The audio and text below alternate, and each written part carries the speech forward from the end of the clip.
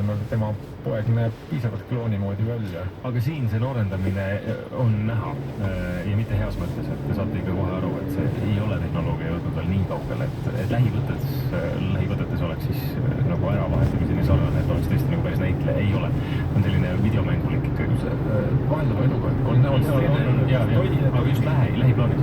Aga selle filmi puhul olulisem ongi ikkagi Madin, mida on Budapestis, mida on Kolumbias, Cartagenas.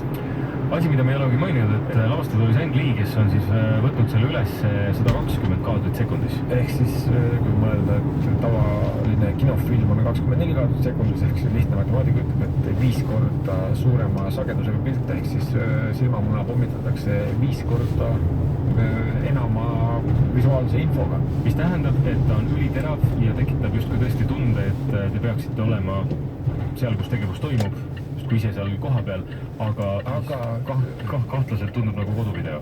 Ei, isegi mitte koduvideo, ma ütlen, panin sellele nime telenovela efekt. Ehk siis, et see näebki just, et see näeb videopildilik välja. Et su silm on harjunud mingi teatava kinolooriga.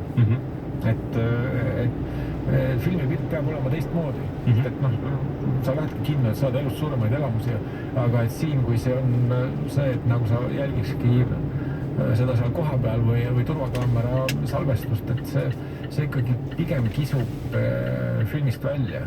Aga kogemuse mõttes ma ikkagi soovitan, minge vaadake ära, oskate vähemalt, ongi siis on see võrdlusmoment olemas, et kuhu saab tehnoloogia minna ja mida teha versus see, mis me tänasel päeval oleme. Et minge vaadake ära, kaksikmees, Will Smith on ikka jätkuvalt karismaatiline, aga see on pluss selle filmi juures. Aga ma unustasin ära peaaegu, et Surnud ei sure tasub kindlasti mainimist. Jim Jarmuši värske film on vaid limiteeritud kogusena Eesti kinos ja täpsemalt siis sõpruse